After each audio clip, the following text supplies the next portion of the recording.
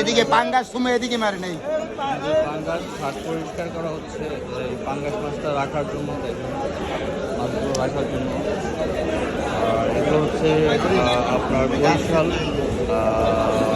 পায়রা নদীর মাছ, সেখান থেকে সরাসরি আমাদের ঘাটে চলে আসছে। আর সেটা হচ্ছে ভিডিওর মাধ্যমে আপনাদেরকে দেখানোর চেষ্টা করতেছি। আসলে একদম জীবিত মাছ আসছে, কিন্তু পাঙ্গাস মাছের যে দেখেন খুব সুন্দর কালার এবং জীবিত।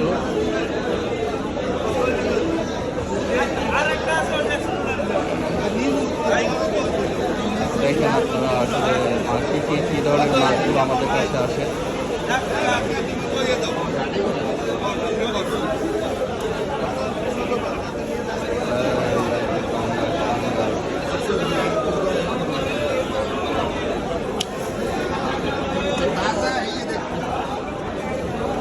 ইলিশ মাছ রয়েছে, বিভিন্ন সাইজের চিংড়ি মাছ দেখেন, চিংড়ি মাছ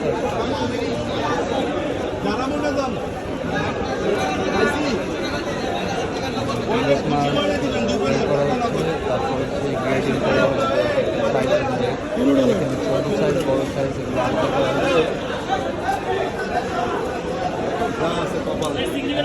চড়া এবং হচ্ছে ফ্রেশ।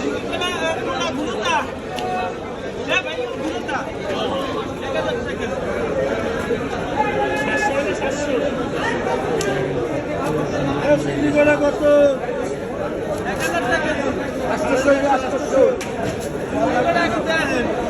পাঙ্গাস বিক্রি হয়ে গেছে, তিনটেই বিক্রি হয়ে গেছে। আমাদের হাটের অবস্থা হচ্ছে এখানে পাইকাররা দাম